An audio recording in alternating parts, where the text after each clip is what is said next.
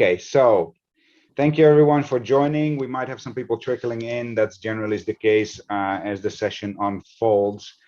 So this is our fourth, right? This is our fourth in our SCMLi learning series, which we are focusing on the notion of spiritual capital. And the whole idea of this learning series was to basically look at this idea of spiritual capital from a variety of lenses. It's an evolving concept. It's well enough established to have a meaning, but it's not that established that it has an exclusive meaning, which makes it interesting. And as the Spiritual Capital and Moral Leadership Institute, we are in the business of trying to further the discourse around spiritual capital. So we've had a number of speakers that have given their perspective on it. We've had a governance perspective. We had a Eastern philosophy perspective. We had a Catholic perspective so far. And now we're going to have yet another perspective on spiritual capital from the perspective of communiversities. We also, for those of you that have joined previous sessions, we switched it up a little bit this time, just the flow of the session. Hopefully it will be equally engaging as the previous ones. So we're going to do it slightly differently this time. So bear with us. I'd like to introduce our two key speakers for today, who will take us through a presentation on the meaning of communiversities. First of all, welcome Professor Lessem. Sorry, I have some, can we put everybody on mute, Ralph, because I have some background voices here. You're on mute. No, I'm not. Yes. There you go. That's better. Thank you. So Professor Lessem, thank you so much for joining us today. Professor Lessem is the co-founder of Transform, which is the Academy for Integral Transformation. He's the author of over 30 books, and he will be sharing with us his insights on the notion of Communiversity. Transform as an organization endeavors to promote community activation and the awakening of individual and collective consciousness. Hence, you see the link here with spiritual capital, more leadership. I think we're in the same business, so to speak. So we're very much looking forward to learning from you, Professor Lessem. We're also going to be joined by Anika Malik, who is a colleague of Professor Lessem. She's also a co-founder of Transform, with a focus on communiversities. Her discourse focuses on this notion of soul solidarity, as in soul solidarity, which again, that's a small leap from there to I think spiritual capital, what we're talking about. So again, we're very curious to find out more about that. And I know that Anika is involved in collaborating and building a communiversity in Pakistan, if I'm not mistaken, right? So in a moment, they will take us through a presentation and really dive into the topic. As I said, we changed up the format a little bit this time, in order to get as many people as involved as we can in this discourse. So I've been asked to give you a little sort of a storyline about what a communiversity might look like and what it entails, and then Professor Sam Raima will do the same, and then we'll have a little breakout to get to know each other, after which we'll have the main presentation. So I'm not an expert on communiversities, but I think I have had some experience with some communiversities. So I'd like to introduce you to this organization called FUNDAEC, which stands for Foundation for the Application and Teaching of the Sciences. And this is an organization that is active currently, still active in Colombia. It emerged in somewhere around 1974, and it emerged in a very organic way. It was founded by a number of people that went to Colombia in order to try to serve the local community. One individual in particular, his name is Dr. Farzam Arbab. He was a well-known physicist. He passed away last year, unfortunately, and he was a personal mentor of mine. He was one of the founders of FUNDAEC, and when they ended up in Colombia, when he in particular ended up in Colombia, he became aware of the tremendous need of that particular community in terms of its developmental, economic, educational needs. What had happened in a nutshell is that that particular region of Colombia where he was working was effectively had lost its roots. It used to be a very prosperous agricultural area, where there were strong communities, individuals that were strong society, strong agricultural communities that were very prosperous. But at one point in time, that prosperity sort of disappeared as effectively new economic models moved in, particularly sugarcane, that started buying up farmland and effectively displaced all these small farmers that used to live there. And that triggered a negative cycle of displacement and effectively the destruction of the local community, with people moving to the cities, families falling apart, people losing their economic livelihood, et cetera, a vicious cycle of displacement of the local community, up to a point where that whole entire region was incredibly impoverished, indebted, was starting to experience all sorts of social problems, the usual social problems that come with poverty, etc. And when Dr. Abba, moved to that region, he effectively, with a number of people, started this foundation with the objective being using science, knowledge, as a way to reinvigorate this particular region. And through a very painstaking grassroots process, what they ended up setting up is what is currently known as a rural university. Their objective was really to use scientific method and scientific knowledge, but in a very local context. No, it wasn't about theory. It was about really using all the scientific methods and knowledge in the very context for the explicit need of the population. In addition to being very scientifically oriented, they also implemented a very specific learning model, which was based on, rather than the sage on the stage that we're very familiar with in the West, it was a tutor-based model where initial cohorts of people that learned things became the tutors of others. This obviously is a long process, and it took many years for it to materialize. But long story short, their methodology over a time span of about 10, 20, 25 years reinvigorated the entire area. They trained thousands of people in their rural university methodology, and they literally managed to reinvigorate the community, to not only through knowledge but through a renewed community building effort. Right? They reconnected the community fabric to such an extent that people started becoming solidary again. They invented new methods of collaboration. They set up all sorts of collaborative and collective methods for managing their economic affairs. To the extent that that whole region started becoming prosperous again. They started buying back land from the sugarcane owners, et cetera, et cetera.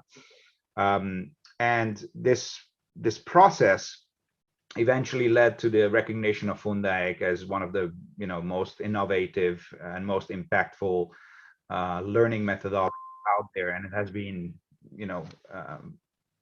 implemented in other places in the world. Other places have picked up similar methodologies, and it now is in various places in the world. So, I'll send you out a link about this, because there's a couple of short videos on Fundaik. But this is one example of what a communiversity might look like. In a nutshell, basically, a very sophisticated knowledge mechanism, but in a community setting, serving the immediate needs of community in practical terms, rather than something, the models that we're familiar with. So let me leave it at that. I think Sam is going to share with us another brief story about another attempt at a communiversity. I'll give the word to you, Sam. Thank you. Thanks, Alon. Yeah, I just wanted to provide a little further context for our discussion today. Ronnie Lessem has been a good friend and mentor and colleague for many years. He was my PhD supervisor at the University of Buckingham. And based on that relationship, Ronnie began to teach with me at the university where I was the director of a doctoral program and also a professor of leadership studies at Bethel University in Minneapolis, Minnesota. And as a result of our collaboration, and in conjunction with another of the leading faculty members at Bethel, a man by the name of Curtis D. Young, who started the first bachelor's program in reconciliation studies in the entire US. And so together we began to dream of how could we kind of collaborate to create something that would really focus on reconciliation and social innovation. When we talk about social innovation, we're really talking about how do we identify some of the pressing, burning issues in society, and then how do we apply social research to bring some sort of solution or antidote to those problems in society? How can we help make those better?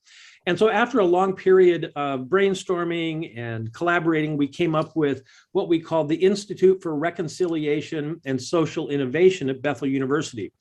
We got the president of the university on board. He was fully supportive of launching this major institute at the university that would be a research center that would write books, that would also involve the entire university community and hopefully eventually the community of Minneapolis-St. Paul in some of its endeavors. We actually traveled to London, England, to sign a memorandum of agreement between Bethel, Transform, that Ronnie represented, and the Prince of Wales International Business Leader Forum, which was also willing to be a partner in this Institute for Reconciliation and Social Innovation. We had an amazing meeting in London. We signed the MOU. We began formal planning and developing. And after about 3 to 4 months, I think it was about 3 or 4 months after that, without our knowledge, the university that I was with withdrew its support for the Institute. There was no communication with any of the signatories. All of a sudden, it was just, we're not doing this. We're not going to support this. And it was quite a blow on many different levels. But I think what actually happened in retrospect is there were authorities or leaders in the university who felt threatened by the presence of an institute of this nature, and particularly from a financial perspective and the resources that would go into it.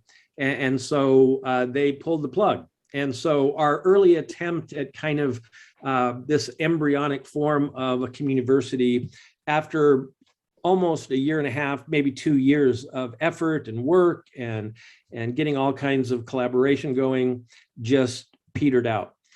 Several years after that, I went to an organization called SCMLi in Cairo, Egypt. Again, Ronnie had introduced me to SCMLi. We had done some work there and been involved there.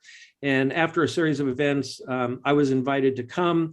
And the whole idea was, again, there, at SCMLi, they were launching a new university called Heliopolis University for Sustainable Development.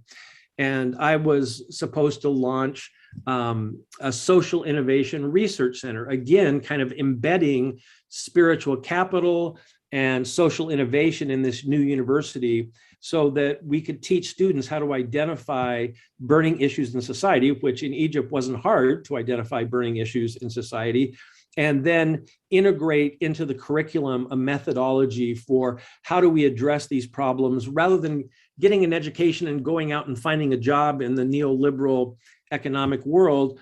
How can we address some of the social problems, the burning issues, and actually create your own job, kind of advancing the common good by solving some of these problems in Egypt? Again, that was thwarted first and foremost by the Egyptian Revolution, which we hadn't anticipated. So I moved there in December 2010, and in December 2011, the revolution broke out, which really kind of threw a wrench in everything. And then also there was some infrastructure, some institutional issues that hindered that.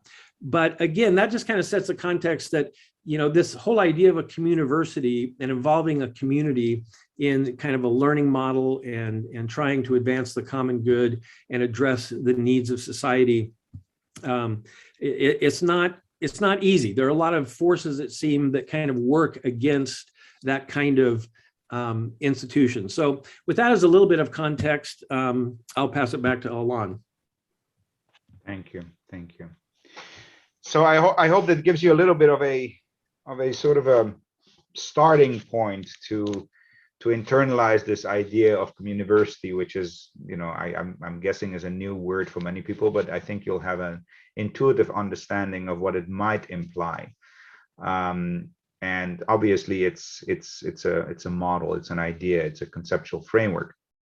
So before we actually go into the session with Professor Lessem and Anika Malik, what we'd like to do is to just have a short interaction amongst ourselves, and Ralph will kick us into a couple of breakout rooms. And what we'd like to ask you is basically, besides getting to know each other, if you don't know each other, briefly just introduce yourselves to each other. Maybe you can reflect upon, you know, this question, the last question that Sam posed. Why is it so difficult, you know, for communities to engage in collective learning, right? And to use all the wealth of knowledge that is out there already, you know, the institutions that we have, the knowledge that we have, it's Googleable, you can download it, right? Why is it so difficult for communities to engage and to, in solidarity, improve their own circumstances? What is it that holds them back? Is it I mean, let me not put any ideas in your mind, but maybe you can reflect on that notion, and maybe share some anecdotes about that problem in your context, and then we can come back, because I hope that will sort of prime our thinking more to be able to jump into the conversation with the presenters. So maybe we'll take about 10 minutes in a couple of groups. We won't ask you to inform about what was going on in the conversation. It's between you, and then we'll launch into the conversation, and we'll have a Q&A at the end, so you can raise things that might pop up in the conversation. You can bring them to the group later. Ralph, would you put us into, I don't know, maybe 4 or 5 groups? I'm doing it right now. Thank you.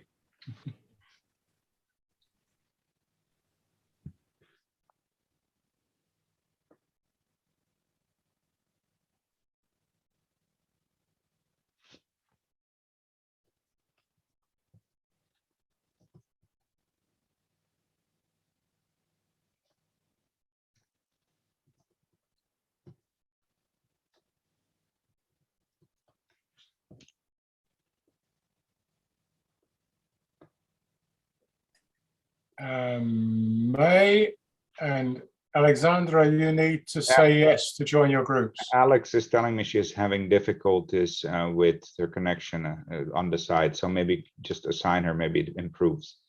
Okay, and May? I don't know. I'll join Anika. Okay. Hi, Anika. Sorry, we are having some people that are having some tech issues trying to join groups. How are you? I don't hear you. You're on mute. Sorry. Right. So I was thinking, do I just speak about solidarity, economy? Because if I go into the details of what's happening in Pakistan, I don't know, maybe I should introduce the model from Pakistan first, right? I leave it up to you. I mean, maybe just see what Ronnie says and how that plugs in. you know, I'm sure it will be informative either way. This is such a I huge topic. know, you should know working with Ronnie, it's complex. You can go from here to there and cover everything. Yes, So it's such a huge you, topic. So yeah, so you had this institute, which right? one? These SCMLi. Yes, we co-founded it with Sam. Yes. Yeah. And Okay. Ralph is part of it, and John is part of it. So we're now, I think May is joining. I'm not sure. Hi, I'm here. I just actually have another call starting in a few minutes, so I'm gonna have to leave. But it was really nice hearing, you know, the initial introduction, and yeah, I'm just fascinated by the whole idea. So I look forward to learning more. If there's anything written, or you know, you guys come up with any further thoughts, I'd love to see those. We'll send out a debrief with links and introductions. Wonderful. Yes. Wonderful. Where are you located, May? I'm in the Bay Area at the moment, Okay, in the US. Yes. nice. Are you familiar with the term Communiversity? Ever heard? I wasn't until this seminar, but of course I'm familiar with the work of Fundek and you know, just the whole idea. And I did look up a bit before the session, and but it seems, you know, in the broader kind of environment, there is this wider definition of the concept, and more like a network of organizations operating in a region. And yeah, it's really fascinating. What's in the freezer? Something needs to go into the freezer, May. Yes, exactly. So is your work I have a around? bunch of little ones around, so really nice meeting you guys, and I hope to join next time. Let's do that. Thank you. Thank you so much. I have a call at 10:30. Otherwise, I would love to stay. That's okay. All right. Anika, should we join some other rooms? So Yes, please. we're not just by ourselves here. I So know. if you leave the room, then you can join another one. I'll ask Ralph to reassign us. Okay. Hey, you're on mute. Hello, Anika. Anika and myself were chatting away in a group, and that's a waste. So maybe you. I will come back. I mean, listen, because I'm alone. I mean, at least you had each other. That's true. Oh, Somebody else wants to listen to me, or And I get all these people who drop out and say, "Oh, my laptop crashed. Can you put me back in?" yeah. Hello, grown-ups room. The grown-ups room. How lovely. That happens every time. That happens every time when we have these things. Really? Yeah. Uh, For some reason, it's Yeah. part of the experience. Are you familiar with the Sufi author Pirzia Inayat Khan? Have you heard his name before? No. Sufi author? No? Okay, they're based in America. Have you heard Hazrat Inayat Khan's name? No? No.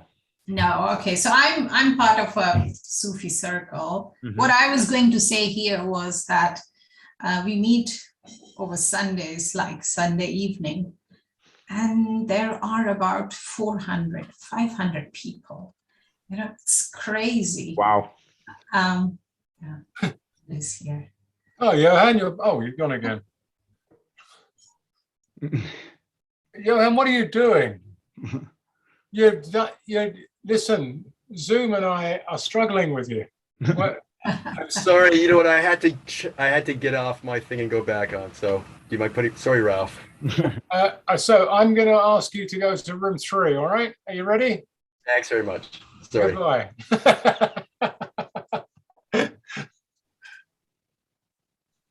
Did it jump? Yeah. Yeah. So I think what is encouraging is that there is a lot of activity now. And I mean, there might have been in the past that we were just unaware of it, but I've seen a significant, change in the past couple of years in terms of Yes, both. like people are waking up. Yes. Yeah. I mean, in all sorts of ways. Yes, true. Yeah, the whole woke culture. Yeah. Right. Yeah. So it's There's definitely, because none of this is new. I mean, what we're doing, what we think about Exactly. is a new. Oh my God. But Yeah. there does seem to be a different energy in the world at the minute, probably because we've had, the kind of crisis and victory swing. We've had plenty of crisis. In fact, we're still enjoying that. If that's the I right think word. what is, to my understanding, or what I see around is new, is this whole consciousness thing. Like, rather than spirituality, people are more now geared up towards the fifth dimension, the consciousness, and how it's expanding. And so I think that is also, of course, spiritual, but it's still very much driven by, the mind, kind of how. And individualistic. Yes, like, yes. Rather than collective, communitarian. Yeah. Yeah, And I think for me, what kind of sometimes annoys me is that, for me, I cannot take the God figure out because, I was born Muslim. So yes, you can call it energy, you can call it the field, cosmic energy, whatever, but there's something, right? I can't just take that out and think, now we as human beings have evolved so much and we are reaching, our brains have expanded. We can now hold the fifth dimension. That's fine, but still there is something which we are not aware of and we're still struggling with it. I also wonder to Unless what we're supremely arrogant. I mean, I agree with you. But there are, unfortunately, our ability to become or appear to be supremely arrogant is often in sync with the whole, unfolding awareness, the industry that's grown up around all this now, where suddenly everyone is omnipotent, and if they only eat yogurt, they'll be fine. I mean, it's just. Oh my God, I can't crazy. believe you're saying that, because I also use the term being arrogant, because I feel like we should learn by now that, we've tried so much, we've expanded our consciousness or whatever. Our challenges on earth and on the earth they remain the same. We fail to, make systems which could sustain us. There is always a collapse somewhere. And COVID was the prime example that our health systems failed, so much failed, and we're still arrogant. We think we can fix everything. Sorry, Ellen, you were going to say something. No, I was just going to say that what I find interesting is that there is this resistance to personalize spirituality. What I mean by personalizing is we either make it a consumable, right? Something that we can sort of consume when it makes us feel better, or it is this, sort of esoteric force that is just there to please us, but this doesn't really require us to do anything else. It's just there to make us feel better. And I think one of the great challenges is that we have this very hedonistic perspective on spirituality and life in general. It's just extremely self-centered, and people resist the notion that there is responsibility and obligation and such a thing as truth, and that it's worth sacrificing comfort for, and things like that are still not. I mean, spirituality, some elements of spirituality have re-emerged in daily discourse, but I think there is very important elements of spirituality that are completely lacking, and those are the ones that relate, I think, mostly to community. It has to do with not so much with what you're entitled to, but what you owe as an individual to the collective. In my thesis, I instinctively, I know I use the term spiritual and spirituality, but instinctively I kind of replaced it with the perennial wisdom, primordial wisdom, metaphysics maybe, but I feel like this term has become the buzzword now, Yeah. spirituality, without people understanding. Yeah. So yeah. Well, we So actually, I'm more than knowledge and consciousness. That's why I work with the soul, because the soul progression is what is that is spiritual. yes. Well, Yeah. we've had this conversation many times in various circles, but like there's two ways of going at it. One way is to try to come up with new terminology because people have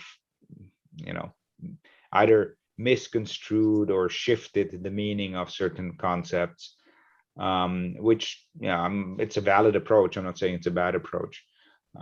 The other approach is to go back to the origin of things and try to imbue things with deeper meaning, right? So we've had this discussion many times about whether we should use spirituality and morality, because people have all sorts of hiccups about the words. And we sort of decided that, okay, what the issue is really, when people have hiccups with it, they are the issue. It's not the word, So we're trying to sort of, okay, let's have a conversation about what it really means, or what it could mean, and how it could be interpreted in a positive way, right? Rather than creating 17 different, words for the same meaning. It's so I'll give you an example. Go ahead. Anika, is Alan sounding weird to you as well? Sorry, say again? Did Alan's sound drop and go a bit peculiar? Yes. Yeah, Alan, you've got something funny going on with your connection, because you every now and then you freeze. And have you paid the bill? Isn't all this stuff free? Well, fine. I mean, there's probably nothing you can do about it. I'm just.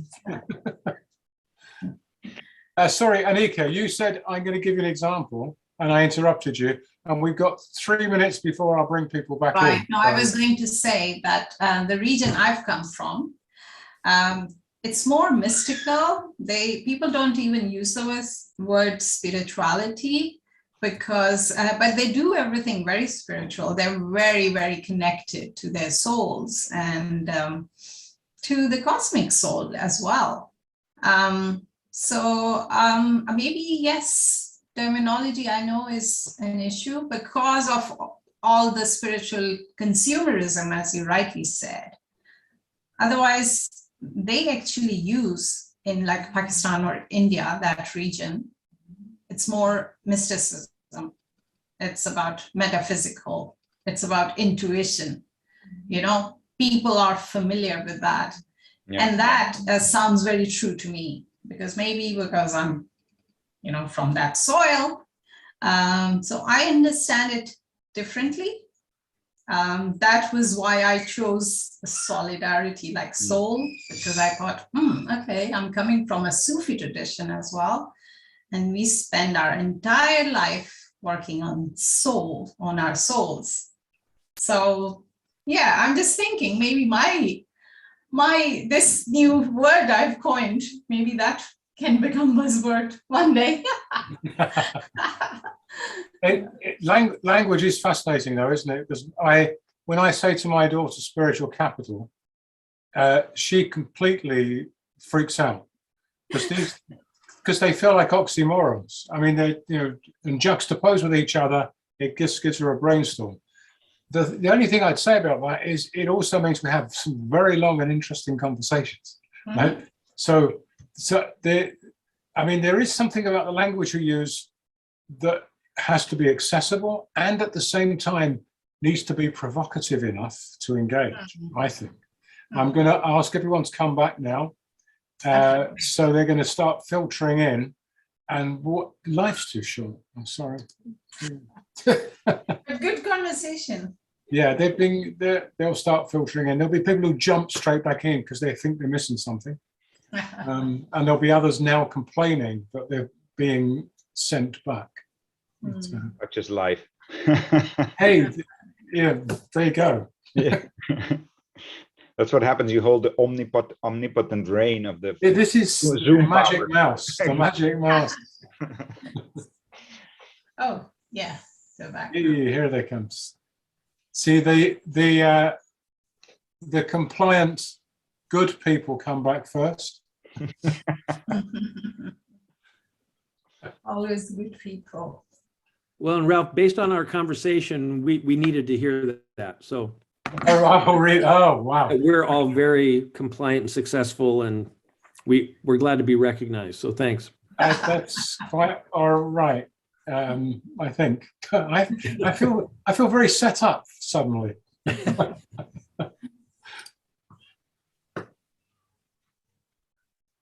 I think we have most people back in the room, right? Thanks. Yeah. Thanks everyone for popping out and popping back. I hope that was useful. I mean, we may be having some tech issues, and people are saying that they're experiencing some tech issues. That's just part and parcel of these things. We just have to accept it, I guess. Anyway, thank you so much. I hope you had a good chat. Like I said, we're not going to report out into the group what you discussed. The idea was to sort of get the conversation going. With that, I would like to invite Professor Lessem and Anika to sort of take us through what they have to share with us, which is a deeper dive into the notion of communiversity and how it relates to spiritual capital, a bit of contextualizing and maybe some examples. And then, we'll wrap it up with some Q&A with, your thoughts, your reflections, your ideas, etc. So with that, I am to share a PowerPoint, is my understanding, right? So let me do that. And whoever would like to kick it off, please go ahead, Professor Lessem or Anika, if you'd like to start. Okay. We're good. Okay, maybe while you're setting it up, just a couple of reflections on our group conversation, which is very relevant to the journey of the community towards a communiversity. I guess picking up two threads. The one is, if you like, from a Ukraine perspective, whether we're living in America or Russia, the lies that we've been told by the powers that be. So in a sense, how do we uncover our own truth, share that truth with others, and build a bigger truth in and around our communities? And on the other hand, the perspective being shared that, why don't we focus, instead of blaming the powers that be, the politicians or the business corporates, why not focus on those people who want to create a new kind of society, which is much more than an economy? And that brings us right to the Communiversity, and of course, casting our minds back to Funde and the marvelous example set there, and what we were attempting to do with Sam and with Bethel. So if you like the keynote, and these are just words and makes it a bit simple to say that what we're talking about is how do we blend together learning communities, transformation journeys, research academies, and what we call integral laboratories, socioeconomic laboratories, to the extent that the very foundation of the would-be university, which we call Communiversity, is not the individual transformation journey, that is important, but it's the learning community. So the very origination, the very source is not the individual, but the community, and one of the communities along the way, which we might refer to, we involved 300,000 people within a rural community in Zimbabwe, who during the course of a transformation program gains food self-sufficiency, and all 300,000 people became part of our Communiversity. But now let's begin to flag up the whole backdrop to this, and Anika will take the story on at a certain point. So if we could go to the next slide and begin the whole story, which is kind of biographical because I grew up in Zimbabwe in the south, but I was a southerner, an African with a white skin. So I was an outlander. Not only did I have a white skin, but I was part of the so-called colonizers, the English colonizers of a country which was mostly inhabited by Black communities. So in a sense, the West came along with its particular economic hand and took over power, controlled the resources. The South was required to submit. The North came in with the university. My first degree was at the local university, in the University of of Rhodesia and Nyasaland, and everything that we learned came from up north. Nothing actually came from down south. And if you actually had some kind of affinity with the East, with spirituality, with philosophy, with spiritual capital, you were kind of an outsider, an outlander. So I grew up an outsider because I had an Eastern affinity within me. I had a natural empathy, for whatever reason, with the Black people of my community. I feel I have a Black soul and a white skin. So what on earth was I going to do? Either I would disappear into oblivion because I couldn't cope with these different forces around me, or else I had to find ways and means over the course of my life, together with others, of creating some kind of dynamic balance and integration between these very, very different worlds, right? And they are very different worlds: the heart force, the spirit force, the mind force, and, if you like, the bodily force. How do we bring those elements together? So that brings us to the next slide.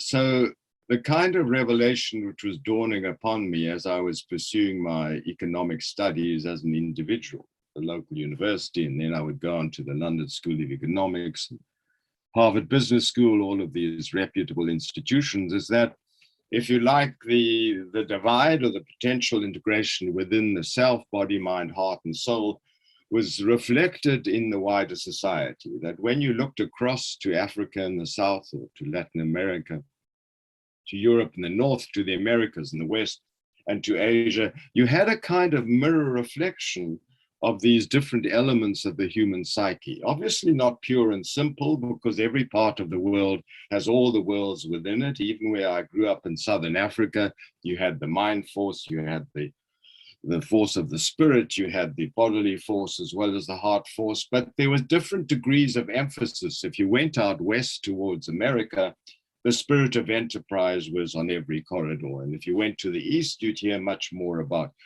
religion, about spirituality, and those kinds of elements.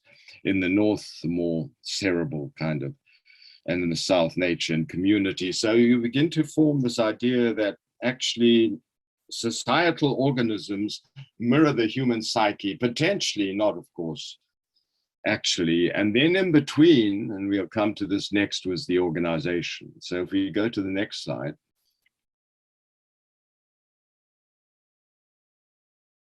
So if we then begin to consider these different systems, if you like, and now I'm entering into the university world. Remember, by this stage in my life, this is all kind of building up before Anika and other colleagues and institutions came into the picture. We begin to identify that these different kind of systems, these different architectures, live within organizations and society. So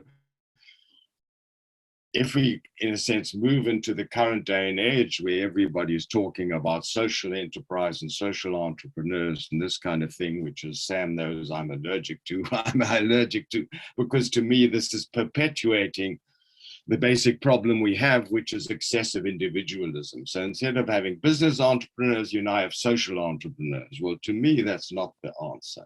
The whole organism, the organization in the society needs to be transformed from the bottom up. And for us, the bottom up, and this is the keynote of our transformative approach, starts with nature and community.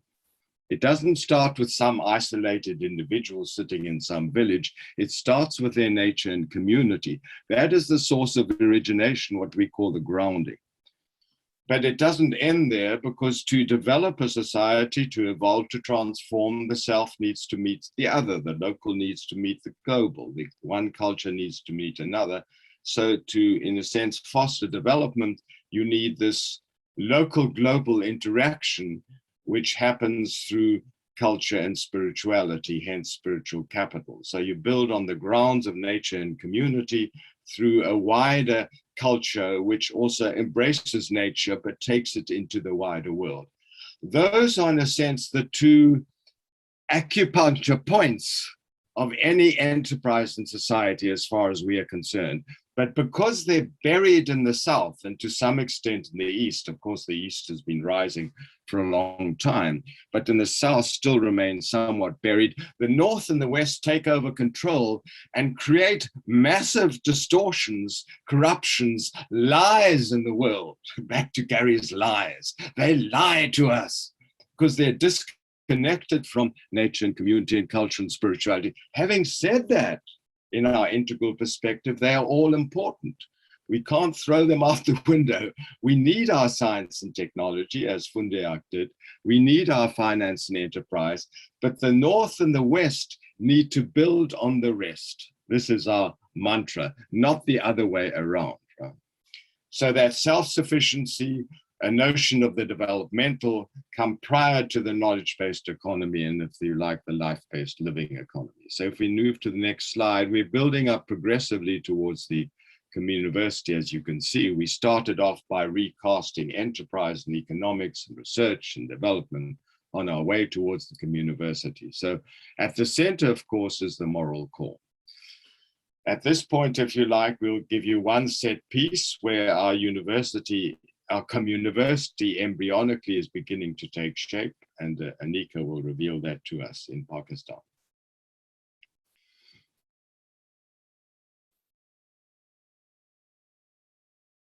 Okay, sorry, I was on mute.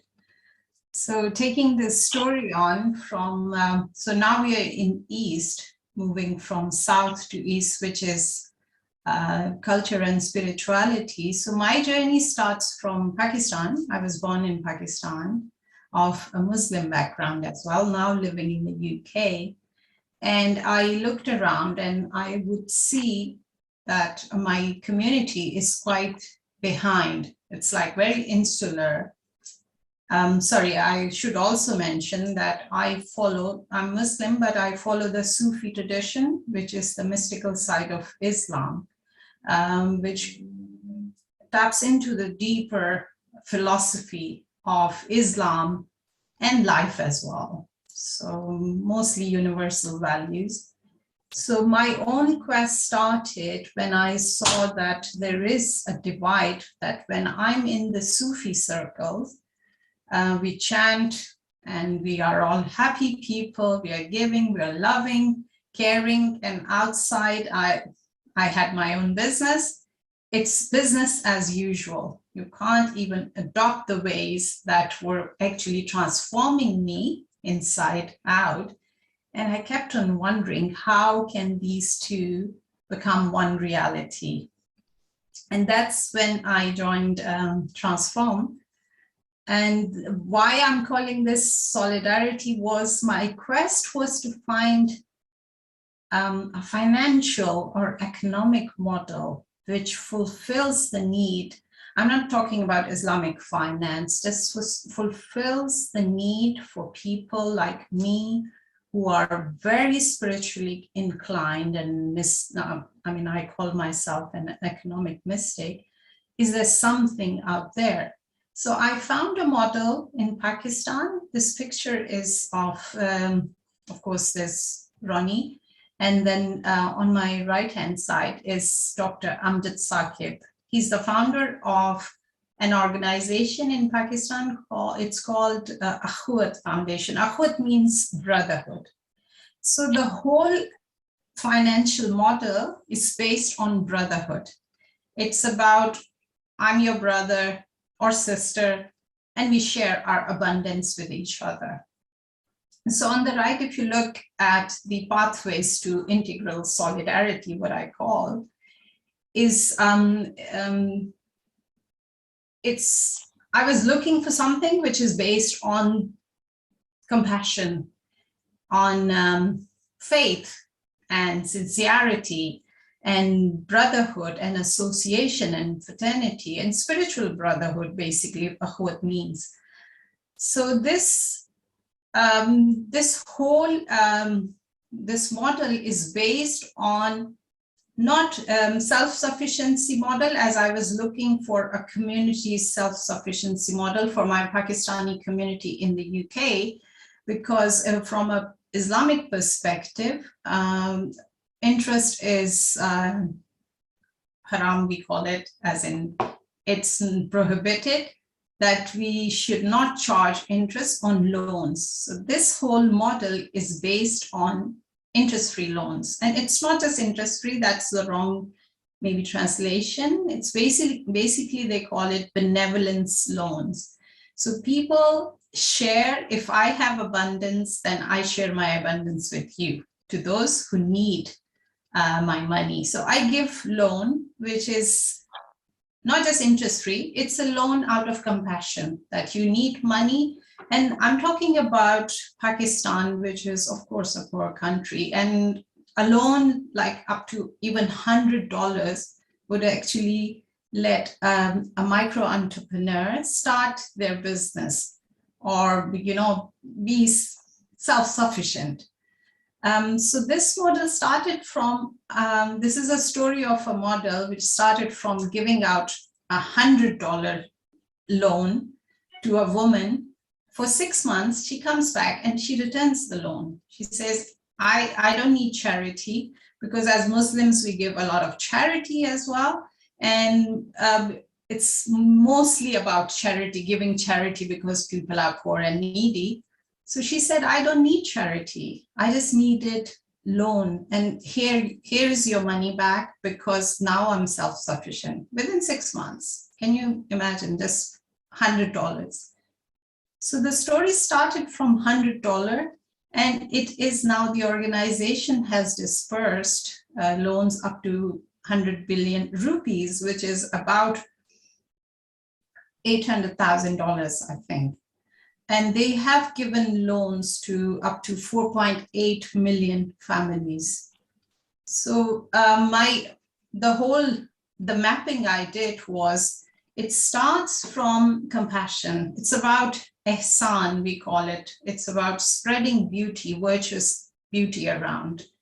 It's based on the faith in God and the Supreme Being, and having sincerity within our own faith, that my faith is completed when I'm actually I'm pleasing Allah. So people give loans or charity or sadaqah, which is to please God. This was very distinctive in this model. So it's been about 5 years, and I'm trying to start something like this in the UK, but I haven't succeeded. So in a faith-based country, I think brotherhood, fraternity, benevolence loan, they still exist. And that is what was my own research and thesis was about. So we move on to the next slide. So what you see, the pattern actually emerging, which is an interesting one, because we're now moving from Pakistan to Egypt, but Ibrahim Abulish is also a Muslim. And what we found in our journey around the world, because building towards the Communiversity, but via what we call the integral enterprises, whereby many of the great intellectuals in the world are sort of secular in their denomination. When it comes to transformed enterprises, they pretty well all have some faith base to them. So this is Ibrahim Abulish, who created SECM, and we are very close to SECM, have been for many, many years. They now have Heliopolis University for Sustainable Development. And what you see here is an enterprise, SECM, which is born out of the fourfold. A different fourfold than the one that Anika was revealing, but similar in many respects, in which it includes the ecological, the cultural, the societal, as well as the economic. Each of them being equally important, but SECM is an organization with 2,000 people and 300 farms, which are associated with SECM, biodynamic farms. SECM is also, incidentally, very infused with anthroposophy. It's an amalgam of European anthroposophy and if you like, Middle Eastern Islam, which has given rise to this fourfold organization with the ecological, the cultural, the societal, and the economic. And the economic, and if you like, the societal and the scientific, building on the ecological that comes before. They have, since the time of that we were preparing. This work developed what they call the economics of love, which is an equivalent to fair trade, but based on the economics of love, whereby the product actually is embedded in all four of these elements. So you can see that they are a very significant force in the world. Now, if we move from the north of Africa, from Pakistan to the north of Africa, the next slide, I believe, will take you to the west of Africa. Integral Community Enterprise in Africa. This is a creation of Father Anselm Adodo. Incidentally, most of the people have been associated with our transformative PhD program. Anselm Adodo, Father Anselm is a graduate of our PhD, and Max Abulish, grandson of the founder of SECOM, was also a graduate of our program. In the program, they actually furthered the journey. Now here, for the first time, we introduce you to the Communiversity. It's the same logic, it's the same fourfold, but now it's related to an evolution of the university. Father Anselm Adodo now is a Benedictine monk, so we move from Islam to the Catholic faith. We move to Africa. And what he has co-created during, even before his PhD and now thereafter, is a communiversity which has a powerful learning community, which was first established in 2016, a community association of 1,000 members. All of those are, in a sense, participants in the Communiversity. Now there are 400,000 members envisioned to actually join the whole process. So all of these people are the communal part of the process. And given that his enterprise, Pax Herbals, you'll see on the west, on the left, is the largest producer of herbal medicines in Africa. Given that orientation towards herbal medicines, many members of the community are farmers, right? So that agricultural base is very strong. And Anselm has written 2 books on what he calls nature power. His argument is nature power is the most important power on this earth, which he then links to healing radiance. So the community is the building block, the actual source of origination. The transformation journey happens both through the Benedictine faith, but we should add that Anselm Adodo is very strongly rooted in his Yoruba, West African faith as well. So it's an ongoing journey which fuses together his Benedictine world and his African world together with the colleagues around him. In and around that is the academy, which he calls Pax Scientia, so Pax Communis, Pax Spiritus, Pax Scientia. Pax Scientia is aligned with the largest university in Nigeria, Ibadan University, particularly the Institute for African Studies.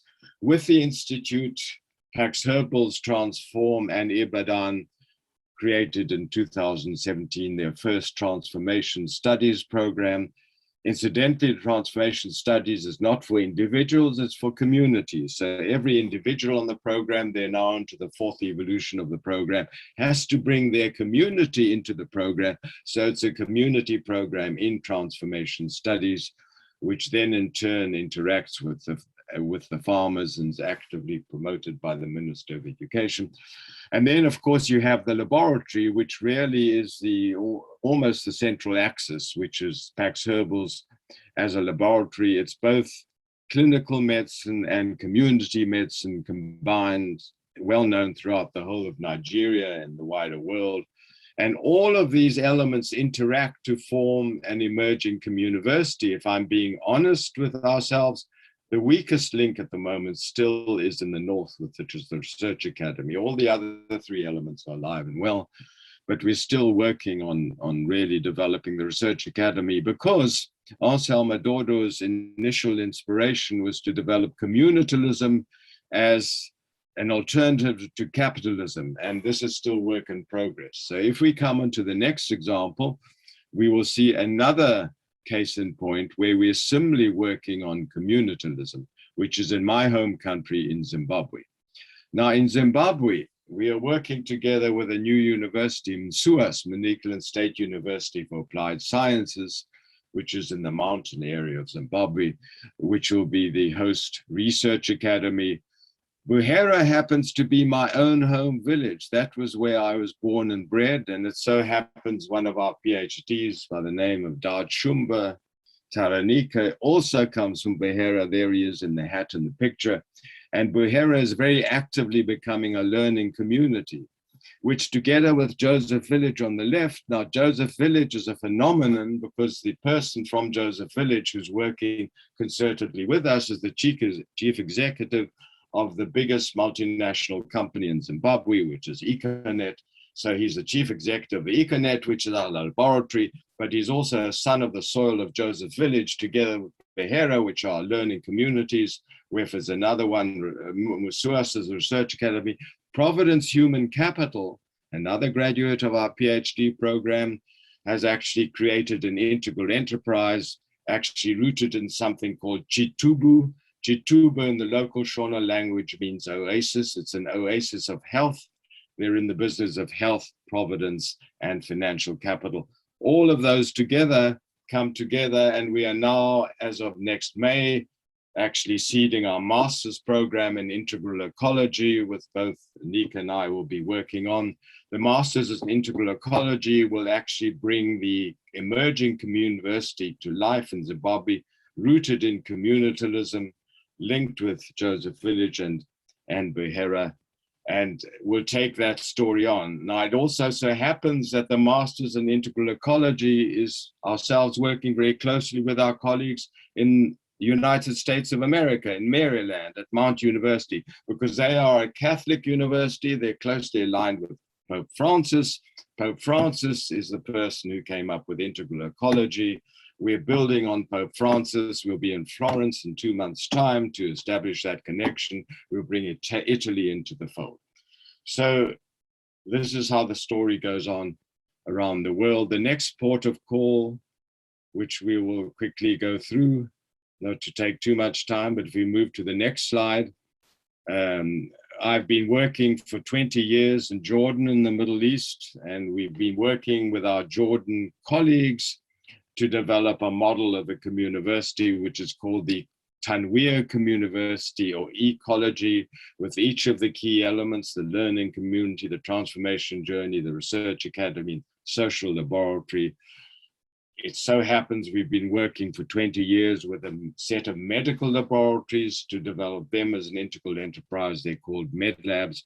And we've also been working with a very enlightened school who wants to emerge into a communiversity, hence the picture you have in front of you. So this is a combined effort to transform an enlightened school and an enlightened medical laboratory, wanting to turn themselves together into a communiversity with each of the elements of community engagement, human well-being, Arab emancipatory education, and innovative learning. So that's, if you like, deepening our connection with MENA in the Middle East. We now move to Europe, because Europe has only been tangentially mentioned up to now, but now we bring Europe into the picture. But before we go to Europe, we return to Pakistan. So, Nika.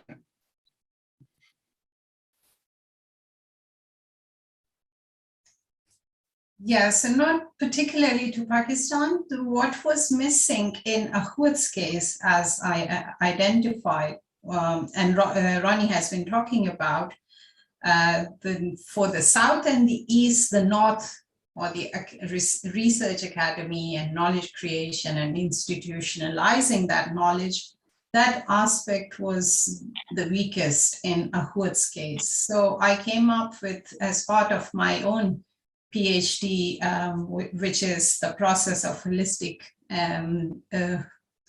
development, I came up with an academy model for organizations like Ahud, who are very holistic, very indigenous, as in, I went to their offices in Pakistan, and it's a prophetic tradition that, you know, they sit on the floor. Their offices are like sitting on the floor. It's not like the conventional office look. So I kept on thinking that, you know, there's so much going on, but the world doesn't know about this.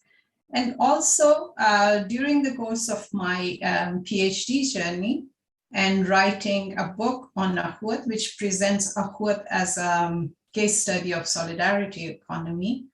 I also went on a transformational journey myself, wherein I realized that the as Muslims, we after Quran, we have to follow the Prophet's tradition or Sunnah.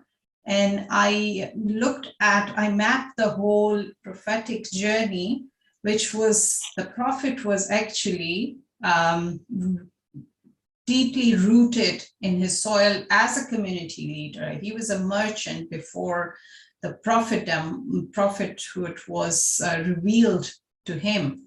So he was a merchant, he was a trader, he was very much embedded in his community.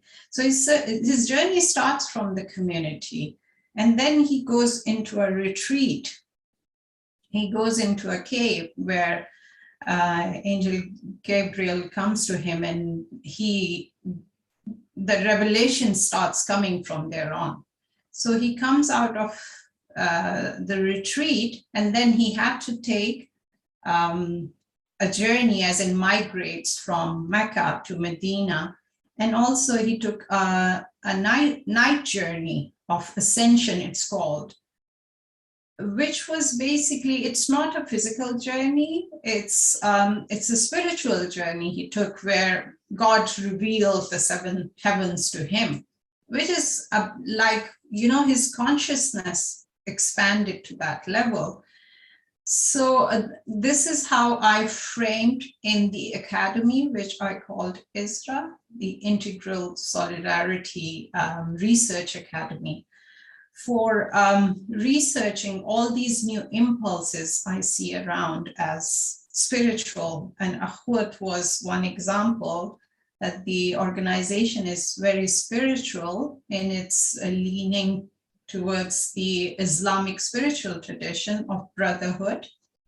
And they talk about, if you look here in the middle, it's basically they talk about love and compassion and the intuitive knowledge. Most of them, people in Pakistan, and especially the Akhwat community, they rely on their intuitive knowledge. So I've kind of framed this. My research academy is now researching. So the Communiversity in Pakistan, which is Akhwat, I work closely with them. So for example, when I say that, I identified their model is it's 4 Ps, as in there is a philosophy, then the principles and the practices coming out of that. And the people are, so the whole Akhwat community is about donors and borrowers, and then borrowers also becoming the donors. So that was a very unique and interesting proposition that I saw. And also that Qadi Hassan becoming, it's a practical wisdom they're applying to taking out, you know, interest out of loans and giving loans that can help the micro entrepreneurs, which I call as in solidarity economy, because and why I call it solidarity is because I insist on saying that if there's something which is working through these people, because it's the cosmic soul itself for human subsistence, it's times like these that this impulse arises. So in a nutshell, this is solidarity economy. It is in Pakistan as well as in the UK that I work on these impulses. And surprisingly, as you'll see, there's a kind of parallel when we come to Ireland, which I believe is the next slide, which we'd not normally associate with the Islamic world, but I'll actually illustrate. We're very actively engaged with our Irish colleagues in the community sense, the academic sense, the technological sense, nature and community being very, very strong, very pronounced in Ireland, but equally very strong technologically, which is where the Living Hubs comes in. A very strong, interesting combination in Ireland of nature and community on the one hand and technology on the other, you know, the European headquarters of Intel being in Ireland. But the point I wanted to make, linked to where Anika is coming from, is there's a profound engagement in Ireland with the Columban way, the Columban father, Saint Columbus, the journey of Saint Columba is on everybody's minds. And on the back of that, I happened to discover along the way that the remarkable polymath, Roberta Unger, Brazilian-American, that you might know at Harvard Law School, wrote recently a book on the knowledge economy, where he roots his thinking on the knowledge economy in Irish literary modernism. And I've immersed myself in Irish literary modernism, Yeats, Joyce, Beckett, O'Casey, these kinds of people, to discover that there's a whole strain within the Irish soul, which in a sense lends itself to plasticity and connectivity and fluidity, which, if you like, links nature with technology. So we're now working with them to build up this new master's program in integral ecology in Ireland, alongside Zimbabwe, prospectively also in Pakistan and the US, but in a way in which uniquely we will evolve the whole area of cultural studies, which we believe have been left out into the margin, to include technology and economy. So you go all the way from nature and community and connected technologies into humanistic cultural studies, the becoming, into a new mode of knowing, a new form of economy, integral ecology, linking the associative forms in Ireland with those with Pope Francis, into flexible and work-based learning, which is our host at the University of the Shannon, is actually Dean of Flexible and Work-Based Learning. So that's a whole different take on what we're doing with an Irish perspective.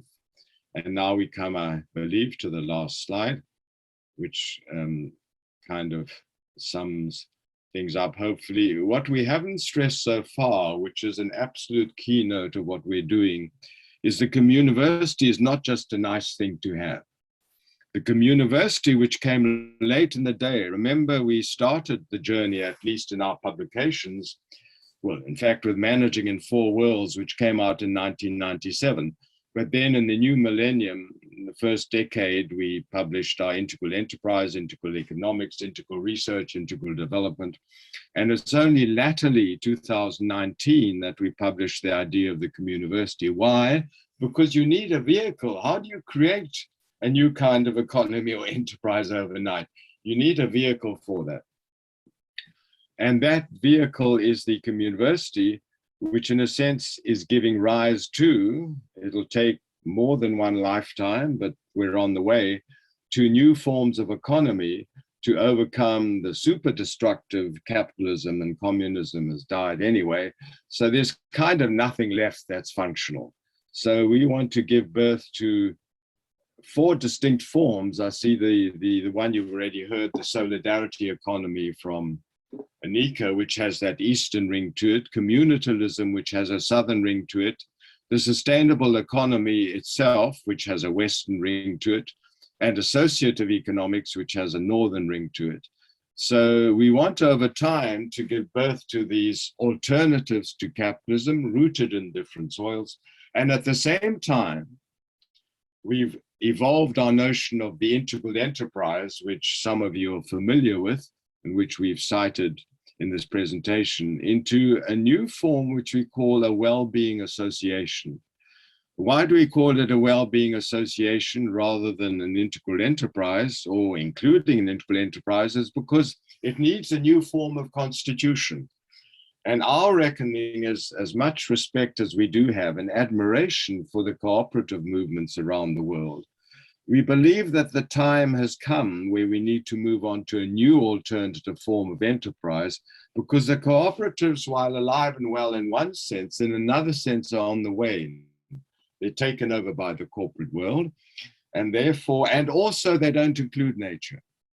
So we're looking towards a newly constituted enterprise, which is governed by both nature and humanity, if you like, which is called a well-being association.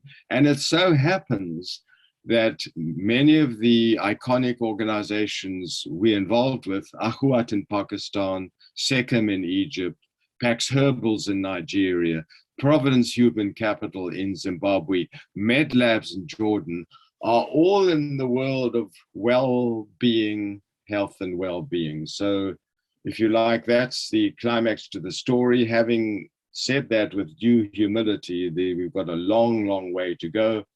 All of the communiversities we're talking about are work in progress, by no means finished stories. So whoever's around, including those of us here today, who can take this story forward are more than welcome. Thank you so much. You've unleashed a flood of ideas with, you know, connections throughout the world. I don't really know where to start, so I won't. I was wondering whether anybody had some questions or some reflections or something to share that was sparked by this conversation. We have a couple of minutes left before we'll end on time in respect for everybody's schedule. Thank you so much, Professor Lessem and Malik, for sharing with us these ideas, which I'm sure there is a lot of additional information, and I'm inviting people to connect with you if they wish. I'm sure that's fine, so that their fruitful collaborations can come out of this. But anyway, anybody that would like to jump in with a thought, question, reflection? And if you stop screen sharing, we'll be able to see each other as well. Thank you. There you go. Here you go. I put a question in the chat room. Why don't you just repeat the chat? Why didn't you repeat the question? I'm just curious, what has been just some anecdotal stories of the impact of the Communiversity in all those different locations on the sort of the immediate surrounding community, not the people who are participants and active, but, you know, call it the secondary, tertiary impact. Just curious to hear some of the stories. So, I mean, one and perhaps the most dramatic, I wouldn't say it's representative, is in Zimbabwe in the early days of the Communiversity there, where, as I think I mentioned, 300,000 people who were on the verge of starvation. This wasn't overnight. This is over 7 years. As a result of the processes of communal learning, the transformation journey that the key protagonists went through, the actual laboratories, which were some of the corporates who engaged with us as well as government, and an embryonic research academy, which we kind of fulfilled, meant that 300,000 people are now food secure. And it's become quite a well-known example in the different parts of the world as well. So that will be the most concrete illustration, probably. And what about the transformation beyond the material? So obviously what you give you obviously is an important transformation of food and all that, but in terms of education, learning, solidarity, you know, these other qualities. The massive shift, and thanks for raising it, because we should have emphasized it more. I think particularly with Anika, you can see it is to reconnect people with their natural and cultural roots. Because people in the business world that we're mainly dealing with, the business and economic world, are generally totally disconnected. And if they are connected, it's in a private communal capacity. What we have done in all the cases is to reconnect people. And the connections are there. They've just gone to sleep with their own natural and cultural roots. And in that sense, of course, taken them on a transformation journey, because they'd never seen the business corporate world, which they were part of, as having anything directly to do with that. In fact, as Anika also knows, exactly the opposite. They're not supposed to be connected. So that's been the main, I would say. Anika, were you going to add something? No. Okay, sorry. No, so I would like to just add, especially in a, say, for example, country like Pakistan, which was created in the name of Islam, like as a faith-based religious country. The economy is still very capitalistic, very neoliberal. So an organization like Ahuat that I have been sharing with you, they have actually brought back the Muslim memory in that country, saying, okay, so if we are the followers of the Prophet, this was the prophetic tradition of sharing with your brothers and sisters your abundance. So they kind of, imagine giving spreading this message across to 4.8 million people, families. And their way of doing this was the very unique way of community mobilization, which started from the mosque. So especially unlike the church, which is a community hub, the mosque is a community hub but basically for coming to pray, and that's it. But they have brought that culture back, that all their loan disbursement ceremonies are held in mosques, churches, in temples in Pakistan. So when people are sitting there and giving interest-free loan, like, you're not paying anything. So the admin fee is like £1 for the form, and that's it. So they took advantage of that. Not advantage. It's like, why not sit in the mosque, a place of worship where there is trust between, the fellow worshippers or brothers. And then if you are giving loan, you are actually saying, okay, you're sitting in the house of God and I'm placing this trust on you. You have to return this loan. And guess what? The recovery rate is 99.8%. People come and pay their loans back. They've never gone after, they have, but not like, they just come and pay it back and then take another loan. So, from small to bigger, so they are expanding. So I think that is mainly what. And just to add, having had the privilege of participating in these ceremonies, that part of it is that Dr. Amjad will actually share the whole philosophy of Kuwait as part of the ceremony. So it's not just giving and receiving the loans, but it's immersing yourself in that. So he's educated a lot of people.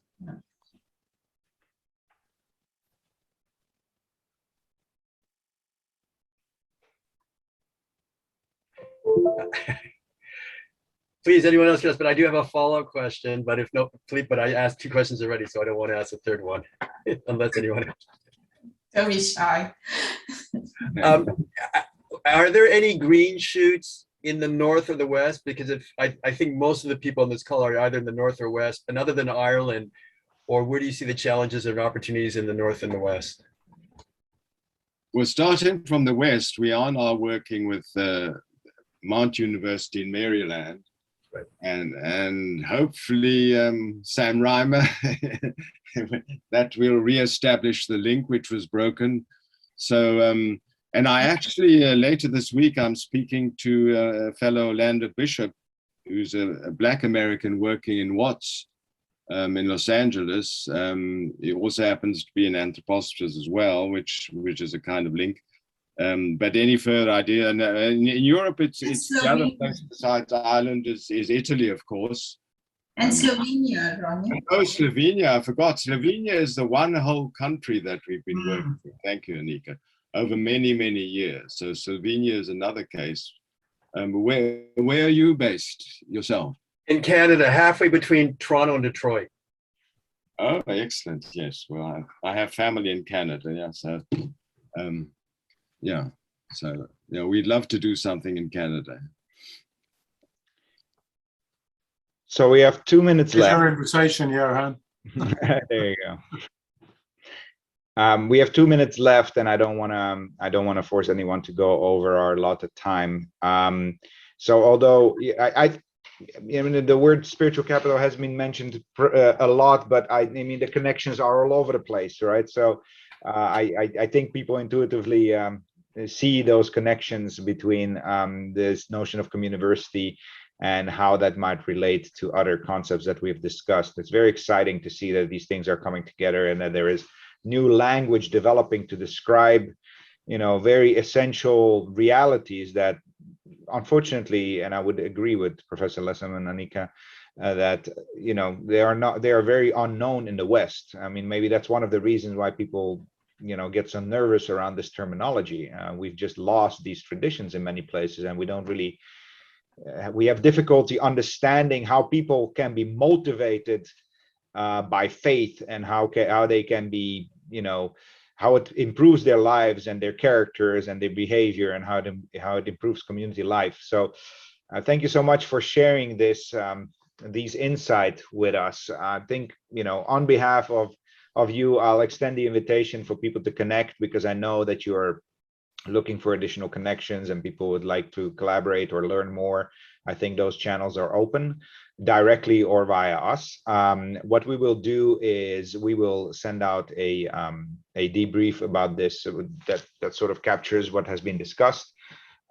We will have another of these sessions in March. It's currently scheduled for the 8th of March, but I think we'll push that by a week or two to make sure that there's a little bit more space between the sessions. You're, of course, most welcome to join that. It's going to be Sam Raima who is going to give us a next series of insights on spiritual capital. And with that, I'll formally close the session. Thank you so much, everyone, for participating, and have a great day. Hope to see you soon. Thank you. you. Bye-bye.